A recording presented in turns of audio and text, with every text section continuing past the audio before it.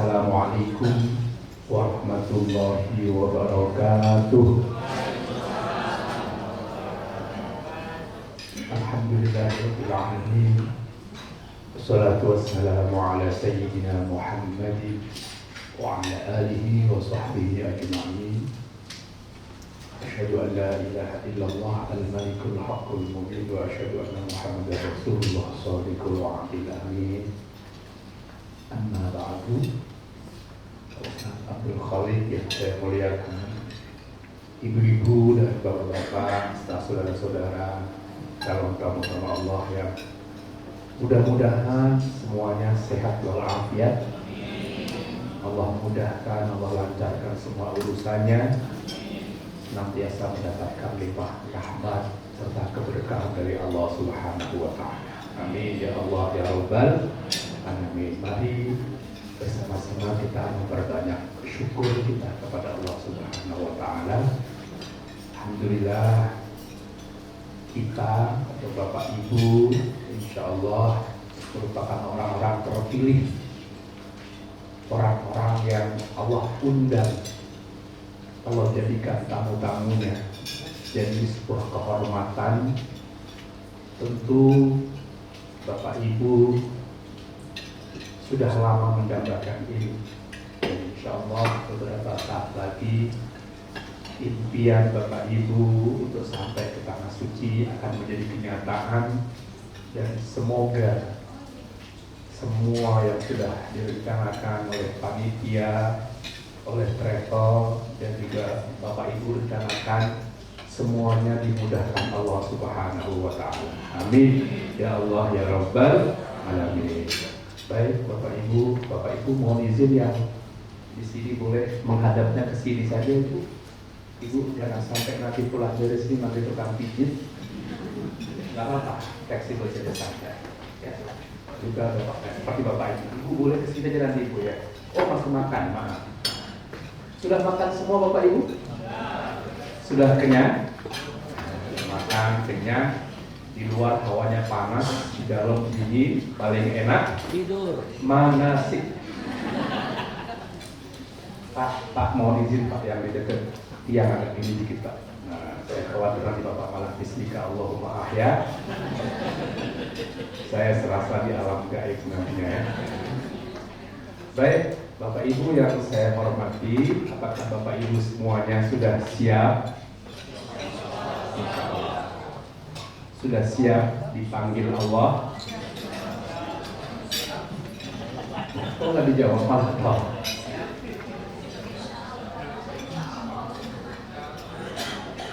Kok ada yang bingung? Kalau saya sebut sudah siap dipanggil Allah, yang terpikir apa Pak Ibu? Oh meninggal. Kalau meninggal sudah siap?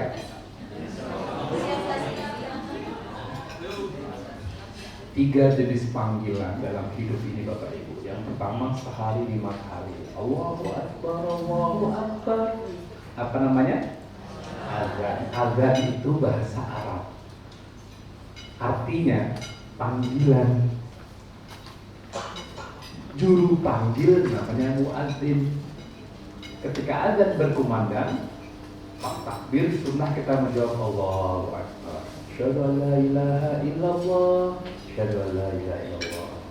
Begitu hayya 'alas shalah, jawaban kita apa?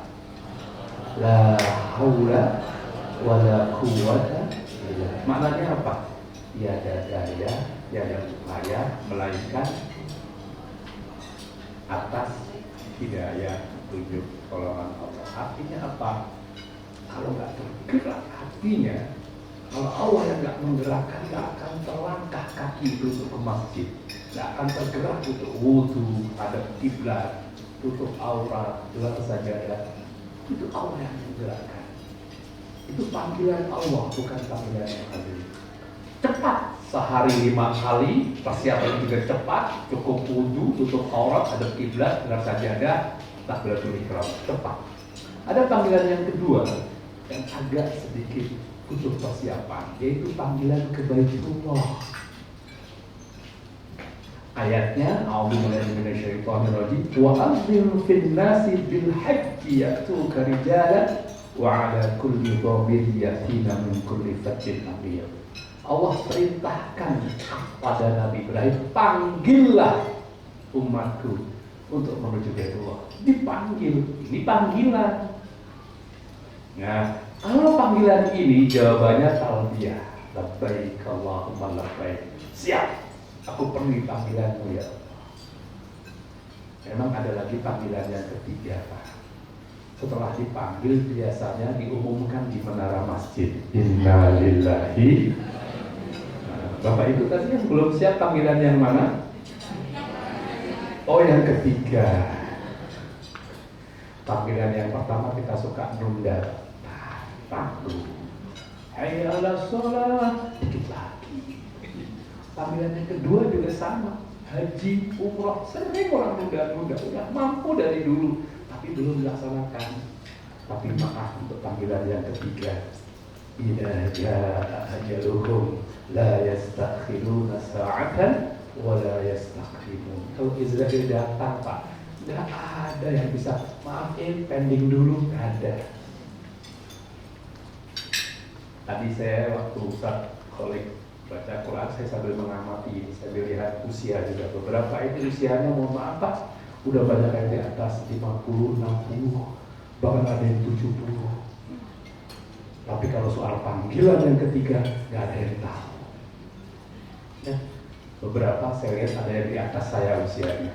Tapi untuk panggilan yang ketiga, wallahu a'lam. Ya, bisa jadi Bapak Ibu duluan atau saya belakangan, atau saya belakangan, Bapak Ibu. Siapa yang mau duluan? Kapanpun mudah-mudahan kalau dipanggil semuanya husnul khatimah. Amin ya rabbal. Baik, panggilan yang kedua jawabannya talbiyah. Bapak Ibu maaf, ada yang sedang makan? Oke, kalau gitu yuk kita sama-sama lafazkan talbiyah. Tadinya maunya sambil berdiri, tapi kasihan yang sedang makan. Ya, sama-sama duduk saja nggak apa-apa. Bismillahirrahmanirrahim. Labbaik Allahumma labbaik. Labbaik la syarika laka labbaik. Innal hamda wan ni'mata laka wal mulk la syarika lak. Labbaik Allahumma labbaik. Labbaik la syarika lak labbaik. Innal hamda wan ni'mata laka wal mulk la syarika lak. Labbaik Allahumma labbaik. Ya Allah, kami datang memenuhi panggilan-Mu ya Allah. Kami datang memenuhi panggilan-Mu.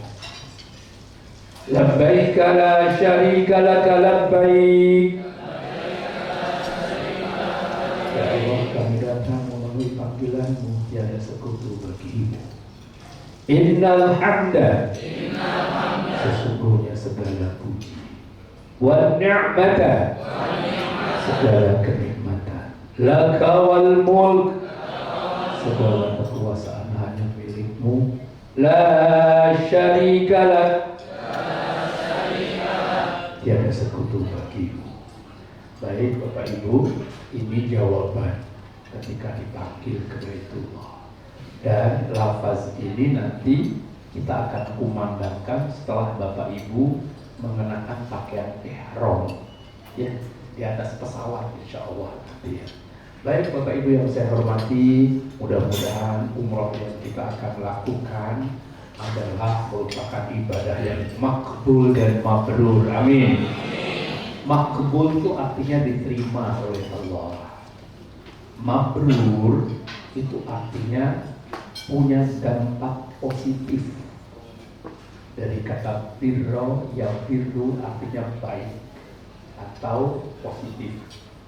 Jadi orang yang ibadahnya makbul dan mabrur itu orang yang ibadahnya diterima, dan setelah ibadah dia menjadi pribadi yang lebih baik dari sebelumnya. Namanya mabrur. Makanya mudah-mudahan Bapak Ibu nanti setelah pulang umroh menjadi pribadi-pribadi yang lebih baik lagi, amin. Yang sebelumnya misalnya sholatnya kurang khusyuk jadi lebih khusyuk, ibadahnya sebelumnya misalnya ada yang malas jadi rajin. Pulang umroh mudah-mudahan rumah tangganya semakin sakinah, mawaddah, warahmah. Pulang rezekinya lebih berkah, putra putrinya soleh solihah dan seterusnya. Itu artinya umrohnya mabrur. Bapak Ibu, ada nggak orang kalau pulang dari tanah suci tapi perilakunya nggak berubah? Ada nggak? Ada nggak orang pulang umroh atau pulang haji tapi perilakunya tetap saja nyebelin? Ada? Ada? Yang mana orangnya? Suudon ya? Tetangga? Bisa jadi itu belum mabrur. Belum. Umrohnya 2 tahun lalu sampai hari ini belum ada perubahan. Bisa jadi itu belum mabrur. Nah, agar ibadahnya makbul dan mabrur, pertama niatnya harus lurus, Pak. Inna sholati wa nusuki wa mahyaya wa mamati lillahi rabbil alamin. Ibadah itu harus kita persembahkan untuk Allah, gak boleh untuk yang lain. Pernah saya menemukan jamaah lagi ngobrol umroh Pak, iya, alhamdulillah semua teman di kantor udah umroh, masa aku belum. Nah, umrohnya karena siapa? Yang mudah-mudahan maaf banget saya ingatkan saja, pernah ada jamaah yang sama ustadz pembimbingnya sedikit bermasalah. Gara-gara apa? Paket internetnya nggak bisa aktif. Dia udah beli paket internet melalui salah satu provider gitu, di sana wifi-nya susah, marah-marah terus. Kenapa? Ternyata niat umrohnya untuk bikin konten YouTuber dia. Salah niat. Ya, Bapak Ibu masih ada waktu, yuk kita luruskan niat. Bapak umroh karena apa? Karena siapa? Biar apa? Ya, Bapak ibarat surat, niat itu seperti alamat. Kalau salah niatnya, tidak akan sampai kepada Allah, dan Allah tidak berkenan menerima. Namanya nggak makbul. Ya. Dan yang kedua, hindari syirik, Pak. Ada perilaku orang Indonesia yang kadang-kadang bisa mengarah pada syirik. Lau asyrakta la yahbatanna amaluk. Kalau orang syirik, Allah tidak berkenan menerima ibadahnya. Contoh, maaf ya, contoh. Pernah ada jamaah kami tertangkap oleh askar di sana, oleh polisi, membawa gunting. Bukan gunting kecil untuk tahallul, tapi gunting besar yang layaknya dipakai oleh tukang jahit.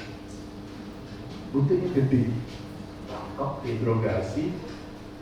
Kenapa bawa gunting di tengah-tengah orang tawaf? Guntingnya dikeluarkan biasanya setelah tahallul, Pak. Selesai sa'i di Bukit Marwah, di putaran tawaf dia bawa gunting, dikeluarkan pula, ketangkap, diinterogasi, dia ngaku. Kenapa? Dapat nasihat dari guru spiritualnya, suruh menggunting kiswah Ka'bah biar usahanya lancar. Syirik gak boleh. Ya, hati-hati Bapak Ibu. Kalau ada di antara Bapak Ibu yang maaf pakai cincin tapi yakin cincin itu punya kekuatan, lepas. Pernah punya jimat, aji-aji atau apapun namanya, benda pusaka yang Bapak yakin punya kekuatan, itu syirik. Tadi ikrar kita apa? Labbaika la syarika laka labbaik. Ya Allah, aku beri panggilanmu, tiada sekutu bagimu, aku tidak akan menyekutukanmu. Ada lagi syirik kecil, Pak. Asyirkul asghar huwa riya, yaitu riya, pamer. Nah, ini penyakitnya, terutama maaf banget ya, yang suka bawa handphone. Bukan nggak boleh, Pak, silahkan. Mau rekam video boleh, mau mengabadikan foto boleh, tapi tata niat untuk apa? ambil foto, niatkan ya Allah mudah-mudahan pulang dari tanah suci saya jadi terkenang dan bisa bernostalgia sehingga termotivasi untuk rajin ibadah. Itu positif. Tapi kalau rekam video niatnya untuk dipamerkan biar ada yang memuji, hati-hati. Diupload, pasang status, kok ada yang like ya? Hati-hati, niatnya apa? Maaf, termasuk mohon maaf banget dengan segala kerendahan hati, dengan hormat saya mohon Bapak Ibu yang sudah pernah umroh sebelumnya, gak usah pamer. Temen sebelahnya gak suka. Sering saya sampai jamaah, Pak Ustaz, kenapa? Ini tuh yang ibu itu, maaf, ini ibu, maaf ya, dikit-dikit pamer. Gak usah diceritakan, hilang pahalanya Bapak Ibu. Modusnya macam-macam. Ada yang pas lagi jalan di Nabawi, Pak Ustaz, iya Bu, ini payung dibangun tahun berapa Pak Ustaz ya? Wah maaf Bu, kayaknya saya gak inget Bang, kenapa Bu? Waktu aku umroh yang kelima dulu belum ada ini payung. Bapak paham? Maksudnya apa itu? Kencengin yang kelimanya. Dulu aku ada hotel itu, gak usah. Ya kenapa? Yang dengerin gak suka. Ya, dan itu berpeluang riya. Apapun modusnya, kalau dalam hati terbersit pamer, riya, syirik kecil. Kecil kalau diulang-ulang jadinya, ya Bapak Ibu tidak usah. Yang lebih lucu lagi ada orang riya tapi malu. Pak Ustaz, mohon maaf saya kecepatan tidak. Ini ada bangunan setengah lingkaran Bapak Ibu di sini. Pak Ustaz itu apa kali ini? Ini namanya Hijri Ismail. Ini nyata.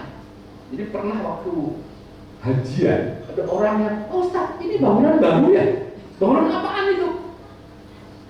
Bangunan baru. Maksudnya apa? Waktu aku dulu umrah nggak ada itu. Saya bingung dia umrahnya di Ka'bah mana gitu.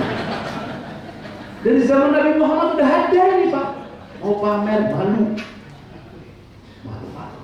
ya. Mau pamer tapi salah modus. Bapak Ibu yang saya hormati, ini namanya syirik kecil.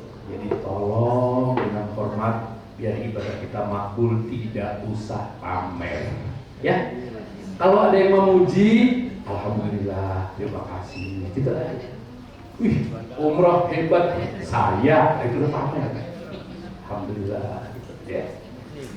Berikutnya ada ibadah kita makbul, ikuti syariah yang Rasul contohkan. Makanya NRA berkewajiban membekali Bapak Ibu dengan manasik.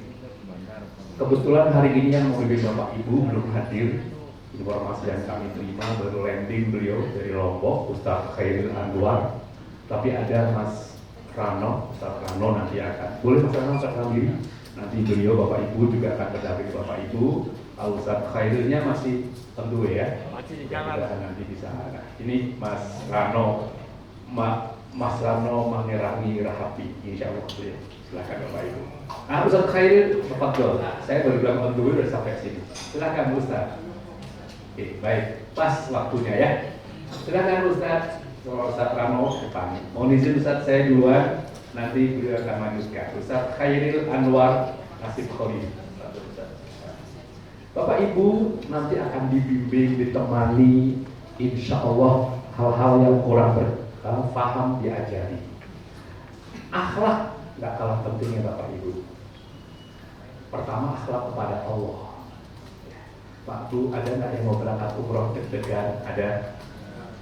Kenapa deg-degannya Bu? Ada harap-harap cemas gitu ya?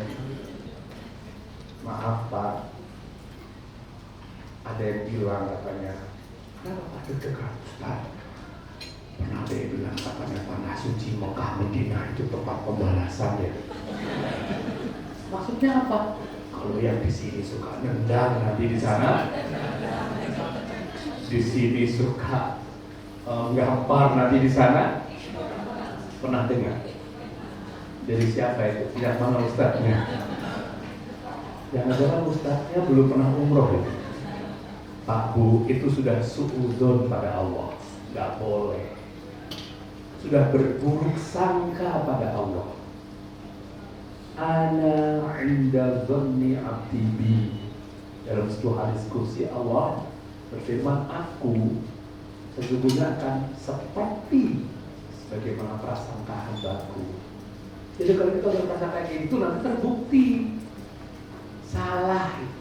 Coba cek Asmaul Husna. Ada nggak Allah Maha Pendendam? Tidak ada. Baru Allah itu Maha Pemaaf, Maha Pengampun, Maha Penerima Taubat.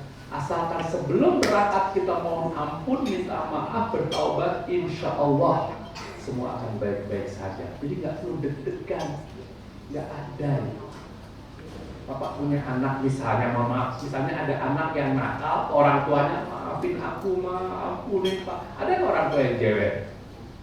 Ada. Allah Maha Penyayang, Pak, Maha Pengasih. Jadi tolong camkan, ya Allah, sebanyak apapun dosaku, sesering apapun maksiatku, aku yakin Engkau Maha Pengampun, ya Allah. Itu yang harus ditanamkan. Jadi nggak benar itu. Kalau di sini suka nendang, nanti di sana ditendang, nggak ada. Walaupun pernah ada cerita ya Bapak Ibu, waktu kemarin new normal ya, habis pandemi itu awal-awal kan kita umroh masih pakai masker itu ya. Ada jamaah, ya orangnya agak lucu gitu Bang. Pas di Mekah kalau doa itu merem, tiba-tiba cetak, itu panas pipinya. Pak Ustaz, alhamdulillah nggak apa-apa. Kenapa? Tadi aku kira ada yang gambar, nggak taunya karet masker lepas. Ternyata dia the kolektor Bapak Ibu. Takut. Nggak ada ya, Bapak Ibu insya Allah tenang saja. Jadi tidak ada Allah akan dendam pada hambanya, tidak ada. Mungkin, ini mungkin Bapak Ibu, yang orang tadi cerita, bukan di sana itu Allah balas, bukan. Tapi biasanya kalau orang itu musafir, ya, orang kalau safar lebih dari 3 hari, itu akan kelihatan karakter dan watak aslinya. Itu yang terjadi. Bapak Ibu, jadikan umroh ini kesempatan curhat pada Allah. Mulai sekarang catat apa doa yang mau dipanjatkan. Dan jangan egois. Saya titip satu doa Bapak Ibu. Saya baru berangkat hari Sabtu, Ustaz. Mudah-mudahan ketemu di sana. Insya Allah saya hari Sabtu baru berangkat. Kalau lihat rute Bapak Ibu, kita ketemu. Nah, Bapak Ibu ke Mekah dulu kan? Saya insya Allah langsung nanti ke Madinah. Saya membawa orang Indonesia insya Allah hari Sabtu. Nanti mudah-mudahan ketemu nanti di sana ya. Ketemu kita insya Allah di Kebun Korma. Iya, maksudnya ziarahnya bareng mudah-mudahan. Yang kedua Bapak Ibu, jadikan di sana kesempatan untuk maaf tadi saya lupa. Saya titip satu Pak, tolong doakan bangsa dan negara kita. Ya, tahun pemilu, mudah-mudahan aman, damai, tenang. Dan saya minta Bapak Ibu tidak usah berkampanye, ribut, khawatir ada yang beda pilihan. Nanti ada WhatsApp group, tolong hanya untuk program umroh, kampanye belakangan. Apalagi nawain daster belakangan deh. Ini kadang-kadang udah jualan aja di WhatsApp grupnya. Bapak Ibu perbanyak ibadah selama di sana. Sayang sekali tanah suci kita nggak ibadah dan juga taubat. Karena bisa jadi Allah undang kita, Allah tahu kita banyak dosa, terutama saya. Ya, di sini ada ya, nggak punya dosa. Bapak Ibu yang merasa nggak punya dosa boleh angkat tangan. Nah, kalau ada yang angkat tangan, itu angkat tangannya sudah dosa. Sombong dan bohong. Akui kesalahan, mohon ampun di sana, taubat. Sebelum berangkat Bapak Ibu minta maaf, mohon doa pada sesama. Kalau masih ada orang tua datang, sungkem, cium tangan. Kalau nggak mungkin ya mungkin telepon, video call. Bapak Ibu khusus bagi Bapak Ibu yang masih punya orang tua masih hidup, dan orang tuanya belum ke tanah suci, belum haji atau belum umroh. Bapak mohon ridhonya, mohon ikhlasnya. Bapak aku umroh, ikhlasin ya. Ibu, aku umroh, ridho ya. Pastikan keluar kata-kata aku ridho, aku ikhlas. Silahkan berangkat. Pastikan kata-kata itu keluar. Kalau tidak, maaf, batalkan umrohnya. Kenapa? Allah nggak berkenan menerima amal durhaka di sana. Pernah saya menemukan ibu-ibu nangis, Pak. Ustaz, anakku, kenapa amalnya aku? Dulu aku mau umroh, aku tunda. Aku mau haji saja, aku tangguhkan untuk sekolah dia, kuliah dia, menikah dia. Sekarang dia berangkat umroh, aku nggak diajak, tak dipamitin. Sampai hatinya dia. Mudah-mudahan yang di sini nggak ada, amin. Tapi kalaupun ada, hubungi beliau, diterima ya. Karena bisa jadi Bapak Ibu berangkat umroh itu berkat doa-doa beliau. Ya Allah, aku gak apa-apa bisa umroh, yang penting anakku bisa ke tanah suci. Allah kabulkan doa itu. Dan bagi Bapak Ibu yang orang tuanya sudah wafat, berkeluarga hari dari Allah, kirim Fatihah pada beliau. Bagusnya kalau masih mungkin ziarahi makamnya, kalau tidak cukup Fatihah. Dan kalau ada rezeki, Bapak Ibu badalkan umrah untuk beliau. Atau kalau tidak, wakafkan Al-Quran atas nama beliau. Dia akan bahagia di sana, insya Allah. Ya. Tetangga kanan kiri boleh diminta izin, pamit, sekedarnya saja. Sebaiknya pamit, izin, mohon doa, jangan di medsos. Antara pamit, izin, mohon doa, dan pamer beda tipis. Ini sekarang dicek statusnya sudah ada H-1. Apa ini? Kalau tujuannya riya, hati-hati. Bapak Ibu sebelum berangkat jangan lupa tunaikan hak dan kewajiban, rekening listrik, rekening telepon, rekening internet, gaji karyawan, SPP anak-anak. Pastikan kita pertengahan bulan ya, jangan sampai di tengah-tengah umroh ada tagihan. Terakhir, para salafus soleh berpesan kalau Bapak Ibu memungkinkan buat wasiat. Wasiat itu nggak selalu soal harta ya, pesan lah. Nah, selama Bapak Ibu berangkat umroh, tolong jangan tinggalin sholat ya, itu wasiat namanya. Tolong menjaga adik-adiknya ya, dan seterusnya ya. Baik, bismillah Bapak Ibu, kita mulai hari ini kita acara manasik. Sudah disampaikan tadi sesuai syariat, dapat arahan. Berkenalan, sudah kenalan dengan sesama? Belum? Habis ini nanti kenalan Bapak Ibu ya. Kalaupun enggak, pastikan pulang umroh sudah kenal semua. Siapa tahu ada yang bersama nanti, ada yang bersinergi, ada yang saling bersilaturahim. Bapak Ibu mendapatkan ID card, sudah terima ID cardnya, boleh Bapak Ibu cek sekarang. Namanya apa benar? Yang bulan itu 21, 22, 22, 23 itu nomor bis Bapak Ibu ya, nomor bus. Kemudian foto Bapak Ibu sudah benar. Baliknya silahkan dibuka, ada nomor kontak petugas kami, lengkap ya, hotelnya insya Allah sesuai. Yang penting nomor petugas itu lengkap, Bapak boleh foto, boleh tinggal untuk keluarga. Mudah-mudahan nggak terjadi apa-apa, tapi kalau ada sesuatu yang urgent itu bisa dihubungi ya. Berikutnya Bapak Ibu sudah terima, ini kami menyebutnya dengan lembar kontrol. Bapak Ibu boleh terima ini semua. Nah, di sini ada nomor bus Bapak Ibu, bus 23. 47 itu PIN Bapak Ibu. Bukan tempat duduk di bus, bukan. Di bus tempat duduknya bebas. Yang paling depan tolong sediakan buat sopir, jangan duduk gitu. Belakangnya sopir untuk ustadz atau guide biasanya ya. Bapak Ibu sudah mengumpulkan koper hari ini. Pastikan di koper tidak ada pakaian ihram laki-laki, keluarkan. Karena besok akan dipakai. Tidak ada power bank ya. Kemudian Bapak Ibu insya Allah besok, kita mulai besok ya, sekarang ya, 3 jam sebelum pesawat take off ada di sana. Bapak boleh cek di sini take off pesawat jam berapa? 16.30, setengah 5. Kalau 3 jam sebelumnya jam berapa harus ada di airport Bapak Ibu? Jam ya sekitar 1:30, 2 maksimal sudah berada di airport. Lebih cepat lebih bagus, lebih tenang. Bukan Jakarta namanya kalau nggak macet. Ya, Bapak Ibu usahakan kalau bisa habis zuhur jam 1 sudah ada di sana.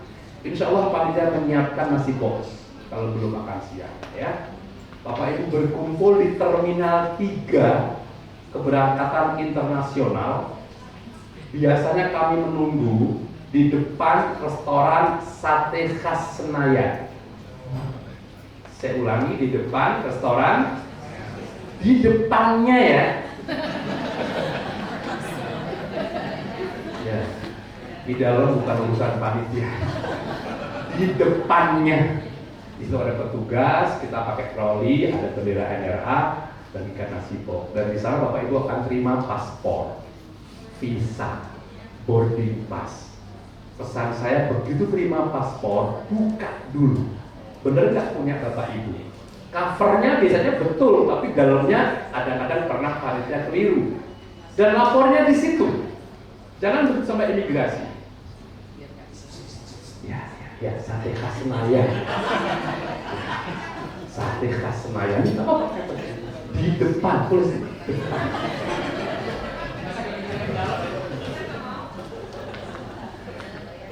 Begitu Bapak Ibu terima visa, foto visanya. Mudah-mudahan tidak ada apa-apa. Tapi sewaktu ada apa-apa, Bapak Ibu, visa itu bukti Bapak Ibu legal. Kalau sudah pasti punya Bapak Ibu, boarding passnya sudah sesuai, pesawatnya apa, segera masuk ke imigrasi. Nanti gate berapa, panitia akan mengumumkan di WhatsApp. Ya, kenapa ini saya tekankan? Waktu kita terbatas. Pernah kejadian jamaah semua sudah terima paspor, panitia pegang paspor tinggal satu, tapi yang satu ini perempuan namanya. Satu jamaah belum kebagian, tapi laki-laki. Pak, bukan punya saya itu, bingung. Sini perempuan, laki-laki, bingung panitia. Telepon sama ini gimana? Waktunya sudah mepet. Gak lama ada ibu-ibu datang lagi. Oh Ustaz, kenapa Bu? Ini bukan punya aku. Bukan punya ibu, iya. Oh diambil, takut gak kebagian gitu.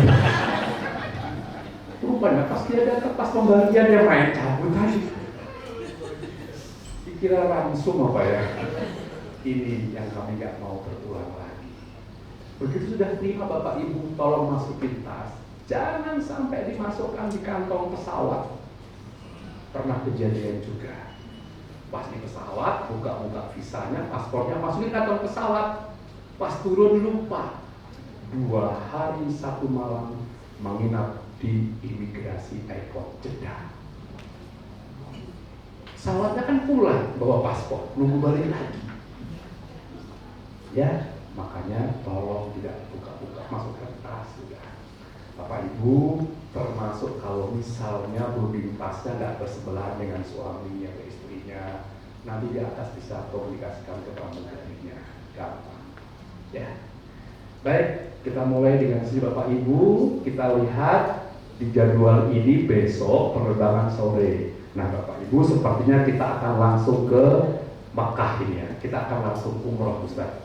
Jadi besok pakaian ihramnya Bapak Ibu kenakan di airport. Ya.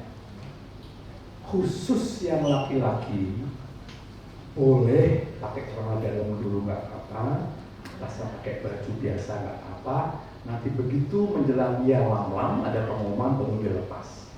Nah, pagi hari sebelum berangkat sunnah Bapak Ibu potong kuku, membersihkan anggota tubuh pakai wangi-wangian masih boleh.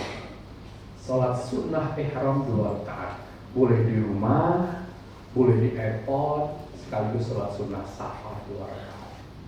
Ya, berangkat ke airport, sampai di airport, nanti pukul 16.30 kita take off.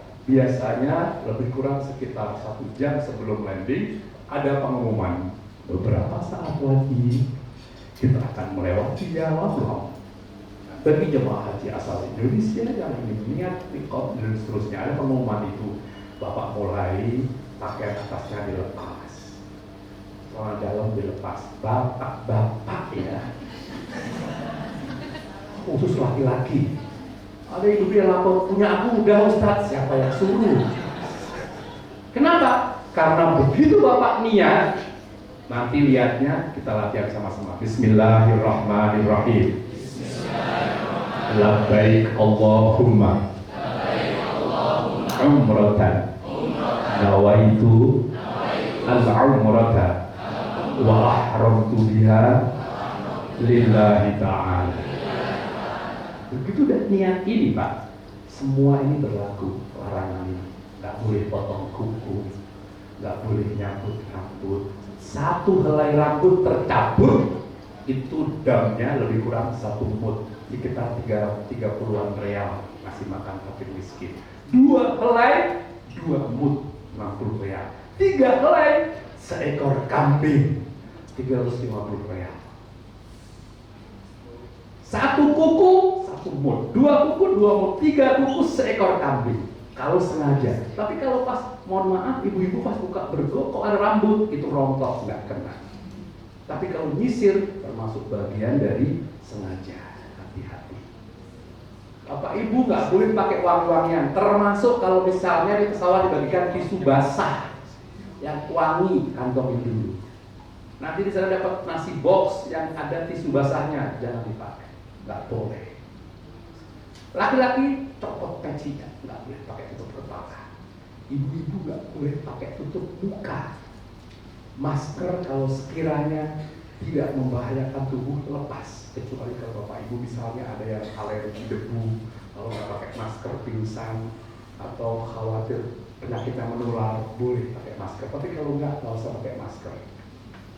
Ini saya maaf ya, termasuk nikob, cadar juga nggak boleh dipakai. Walaupun saya pernah mendengar juga ada katanya ulama yang membolehkan pakai cadar, tapi khusus bagi wanita yang wajahnya cantik sekali dan saking cantiknya setiap laki-laki yang lihat pingsan, boleh. Di sini ada, di sini kayaknya SNI semua ya. Kalau ada yang kayak gitu boleh pakai, itu wajahnya menimbulkan fitnah kata bahasa kitabnya.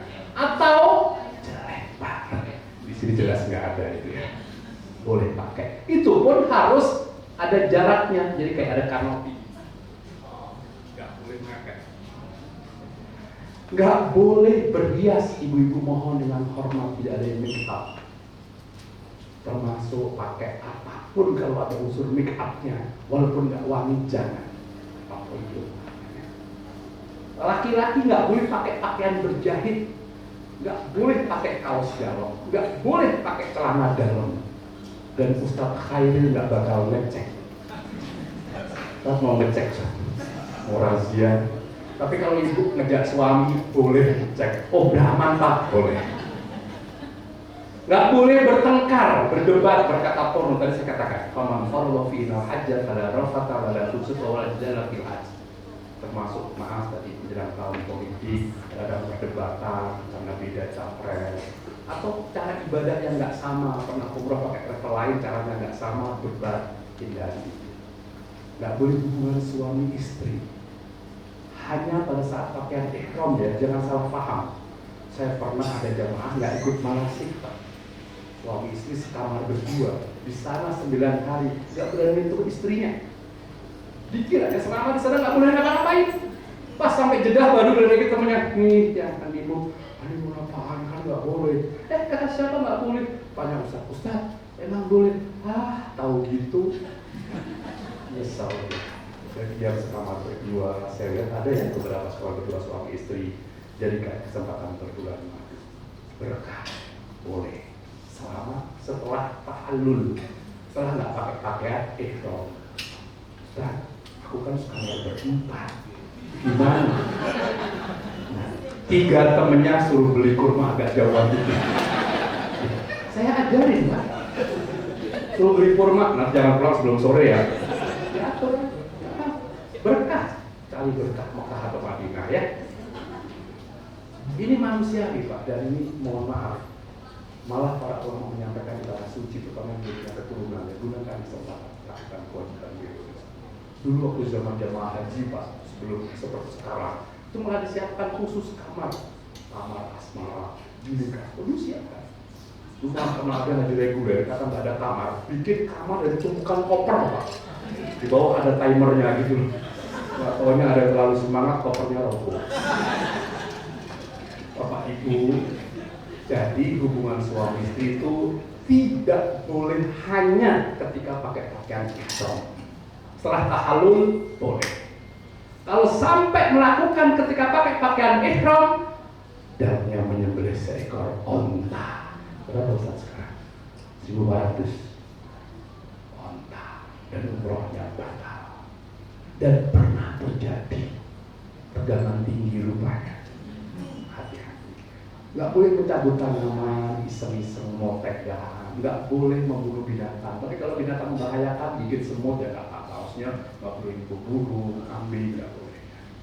Baik, insya Allah kita akan tiba di Mekah Bapak Ibu. Kalau lihat schedule-nya, kita akan landing Jeddah jam 22.30. Kemungkinan sampai dengan Mekah kira-kira tengah malam ya, jam 11-12an. Jam 12. Check-in hotel. Setelah itu nanti Panja akan mengumumkan jam berapa kita akan berangkat.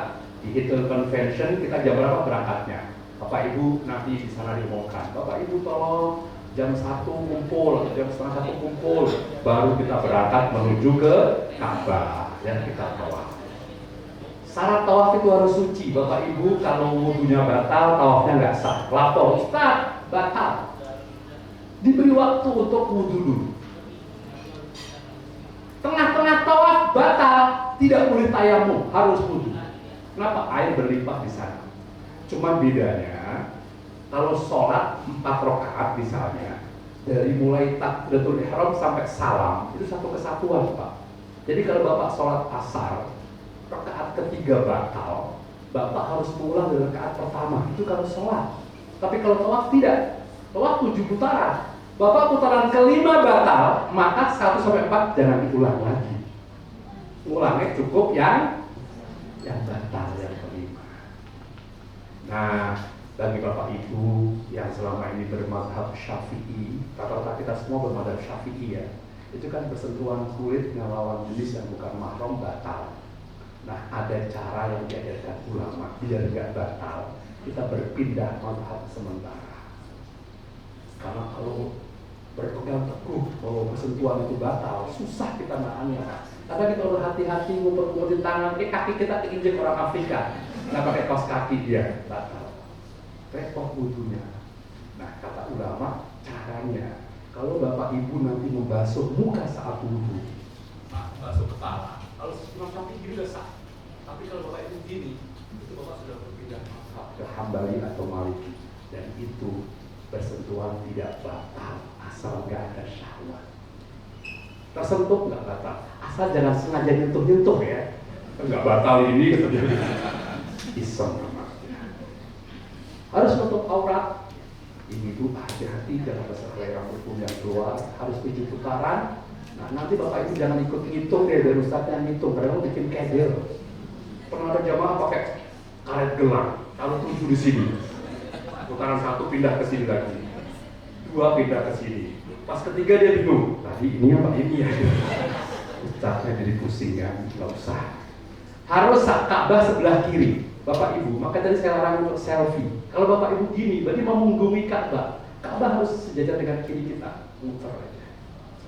Harus dalam masjid dan berturut-turut. Ini syarat sahnya tawaf.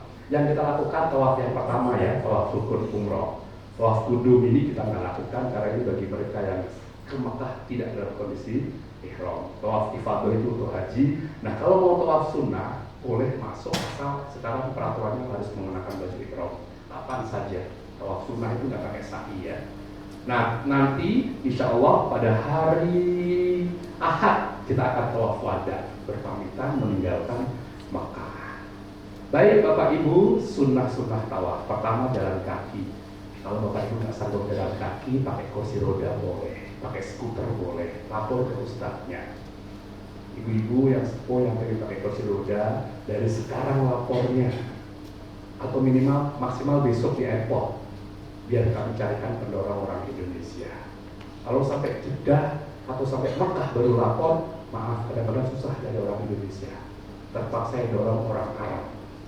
Saya nggak tahu kalau orang Arab yang dorong pakai rem apa enggak itu. Laki-laki sunnah bahu kiri dibuka seperti ini. Nah ini mas, ini bahu kiri dibuka sunnah. Tapi kalau ada yang keberatan dibuka nggak apa-apa. Pernah ada jamaah saya Ustaz, ternyata di sini ada jagal. Begitu terus kan, jagalah kebersihan. Lari-lari kecil sunnah. Kalau nggak memungkinkan nggak apa-apa. Biasanya simbolik aja.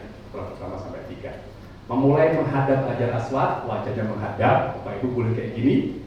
Nah, sunnah mencium atau mengangkat tangan. Kami tidak merekomendasikan mencium. Justru kami sarankan angkat tangan aja. Bapak boleh peragakan, angkat tangan gini, tengok kiri. Bismillahirrahmanirrahim, Allahu Akbar. Bismillahirrahmanirrahim. Dikecut. Kenapa gini? Nah, tadi gunanya sebelum berangkat potong bulu ketiak ini. Biar sebelahnya enggak bukan berantara. Ulangi. Bismillahirrahmanirrahim, Allahu Akbar. Sekali aja. Ada yang sampai lebay gitu ya. Sunnah. Kenapa Ustaz nggak mencium? 1. Ka'bah itu terutama Hajar Aswad wangi. Kita nggak boleh pegang yang wangi. 2. Dia ada lubangnya. Kita nggak boleh masuk ke dalam lubang itu. Kita harus keluar Ka'bah. 3. Itu padat sekali. Kalau masuk ke pusaran itu, kemungkinan besar lepas dari rombongan. Dan yang keempat, yang laki-laki sedang nggak pakai apa-apa. Kalau sampai bagian bawahnya keinjek dan lepas, semriwing itu, dan bisa viral. Pernah terjadi. Makanya saya pesankan tidak usah. Ya, lebih dekat Ka'bah sunnah. Sunnah lagi nanti Bapak berdoa. Nah, Bapak Ibu yang saya hormati sudah terima buku doa? Sudah dibaca? Nah, sudah hafal? Belum hafal? Sama kayak Ustaznya. Dan nggak harus hafal. Bapak Ibu, insya Allah nanti di sana panitia menyiapkan headset semacam earphone itu kita akan pinjemin. Saya ulangi, dipinjemi ya, bukan souvenir ya. Udah banyak yang hilang soalnya. Bapak pakai, karena dia pakai Bluetooth dan diatur pakai frekuensi. Nanti Ustaznya akan memandu, Bapak ikuti. Kalau dengar ikuti. Ustaznya bilang Subhanallah, Subhanallah, Alhamdulillah, Alhamdulillah. Kalau Ustaznya bilang, aduh, kakinya keinjak ya. Nggak usah diikuti. Kalau alatnya nggak berfungsi, contoh kena air atau di kurang, frekuensinya geser, Bapak jangan panik, Ibu nggak usah panik, lepas kantongnya, nggak usah ikut, jumlahnya sudah pas. Terus gimana? Kalau dengar Bapak Ibu ikuti Ustaznya, kalau nggak boleh baca doa apa saja, ya, boleh bahasa Indonesia. Saya pernah punya jamaah bawa kertas 7 halaman, 7 lembar. Angka 1 bawahnya aku, angka 2 bawahnya istriku. Apa itu Pak? Putaran pertama doain aku, terus diri sendiri, kedua istrinya, ketiga anaknya, keempat orang tuanya, kelima tetangganya, ketujuh teman kantornya. Boleh. Ya, Bapak boleh doa apa saja. Tapi yang penting jangan doa yang macam-macam. Pernah dikata Ustaz kan doa apa aja boleh. Pas umroh dia baca Allahumma barik lana fima razaqtana wa qina adzabannar. Yang disampaikan Allahumma inni a'udzubika minal khubuthi. Bukan itu maksud saya. Baca doa di Allah, mudah-mudahan rezekiku berkah, mudah-mudahan ya Allah anak-anakku bisa berbakti. Ya kayak gitu boleh. Ya. Kalau bisa bahasa Arab lebih bagus. Kalau enggak, Bapak sudah belajar bahasa Arab semuanya? Sudah bisa bahasa Arab? Ustaznya aja orang Indonesia, Lombok, Makassar. Jadi banyak jamaah yang kursus bahasa Arab nyesel. Maksudnya di sana biar bisa belanja, yang jualan bagus-bagus, tuan-tuan, murah-murah. Dia kursus bahasa Indonesia malah. Jadi menurut saya nggak penting-penting amat bisa bahasa Arab. Kalaupun harus bisa bahasa Arab yang standar aja. Ya, bahasa Arabnya apa? Tidak bisa. Nah, tidak. Kelas kedengaran lalalala gitu. Ada orang menawarin bilang lalalala, dia sepi malah nyanyi gitu. Ya, sudah bahasa Arabnya apa? Kholas. Sudah bisa. Dulu pun ada jamaah yang kreatif Pak. Terpisah rombongan, lupa hotel, dia panik bingung. Untuk dia pernah ngaji. Dia deketi Asyar. Syekh, Dia bawa kartu nama hotel, Syekh, ihdinas siratal. Bapak paham? Apa maksudnya? Tunjukkan aku jalan ke sini gitu. Ihdinas siratal Indonesia Kreatif ya. Boleh ditiru besok ya. Ada lagi yang lebih kocak lagi, ibu-ibu temennya ke Mekah, temennya lagi tawaf Masjidil Haram, dia karena halangan lagi haid ya, lagi menstruasi di kamar beberapa ngobrol. Nggak ikut ke Mekah, lampu mati, dia bingung mau setrika nggak bisa, bingung dia. Untung dia cerdas juga, dia panggil itu housekeeping. Sini Muhammad nih, lampu kok cahaya bahasa Arabnya bisa. Nur inna lillahi wa inna ilaihi raji'un kata dia gitu. Paham? Boleh ditiru ya. Housekeepingnya ketawa, hah? Nur almarhum kata dia gitu. Baik Bapak Ibu, tidak harus bahasa Arab ya. Sunnah baca satu doa, namanya doa satu jagat dari Rukun Yamani sampai Hajar Aswad. Ini Pak, dari sini sampai sini Bapak Ibu ini dianjurkan baca doa satu jagat. Bapak Ibu hafal? Yuk sama-sama. Rabbana atina fid dunya hasanah wa fil akhirati hasanah wa qina adzabannar. Alhamdulillah sudah punya modal ya. Pak Ustaz, kalau alat itu nggak berfungsi, aku cuma bisa Rabbana atina. Semua putaran Rabbana atina boleh nggak? Boleh nggak Bu? Semua Rabbana atina sah nggak? Sah. Rabbana atina, terus baca sampai dari awal sampai selesai, nggak apa-apa. Paling kalau mereka ingat nggak ada yang lain Bu, gitu. Nanti pulangnya dipanggil Haji Robbana ya. Makruh, jangan buru-buru, jangan ngemil, jangan minum, jangan nyakitin orang. Kalau diinjek jangan balas injek, jadi injek-injekan. Jangan ngerumpi, nggak perlu. Jangan nutup aurat, jangan nutup mulut, jangan nahan buang hajat. Jangan masuk izin Ismail. Maaf, ini bukan makruh lagi, batal umrohnya. Jangan bertransaksi. Insya Allah selesai sholat nanti kita akan selesai tawaf, kita akan sholat sunnah, doa dan minum zam-zam. Bapak Ibu kalau lancar itu sekitar setengah jam sampai 45 menit lah kalau lancar, insya Allah. Apalagi tengah malam Ustaz ya, lebih cepat insya Allah. Yang lama apa? Foto-fotonya. Waktunya sebentar. Yang lama foto-fotonya. Enggak apa-apa. Kami berikan waktu selesai tawaf, insya Allah. Tahu kita paham. Ya. Selesai tawaf langsung sa'i. Sa'i lebih sederhana ya. Dari Bukit Safa ke Bukit Marwah. Nah ini dinanya kayak gini. Kalau tawaf tadi kan dari Hajar Aswad kembali lagi dihitung satu. Tapi kalau sa'i enggak. Dari Safa ke Marwah 1, Marwah ke Safa 2. Safa Marwah sekitar 430 meter Pak, hampir setengah kilo. Ya. Ada yang nggak ikut manasik, Safa Marwah kembali Safa dihitung 1. Jadinya 14 kali putaran. Selesai sa'i manggil tukang pijit dia. Ya, kamu nggak manasik. Safa Marwah selalu ganjil, Marwah Safa itu genap. Nah di tengah-tengahnya ada Batul Wadi, ini sunnah baca doa. Nah ini ada warna lampu hijau. Pak Bu kalau lihat di sa'i suci dari hadas itu hukumnya sunnah. Jadi saat sa'i nggak harus suci. Jadi sa'i pas lagi dari Safa Marwah jalan, Bapak batal wudhu nggak apa-apa. Jadi pada saat sa'i misalnya buang angin, boleh nggak? Boleh, silahkan. Yang penting minggir. Nanti kita tandain siapa yang minggir. Jangan ditahan. Kalau ditahan begitu keluar informasinya beda. Sa'i boleh, tapi kalau tawaf nggak boleh. Ini pernah ada jamaah pas tawaf karena malu nggak lapor. Selesai baru bilang, Pak Ustaz, kenapa Bu? Aku kan pas tawaf buang angin. Kenapa nggak lapor? Cuma dikit katanya. Tetap aja nggak boleh. Tapi kalau sa'i boleh. Ya.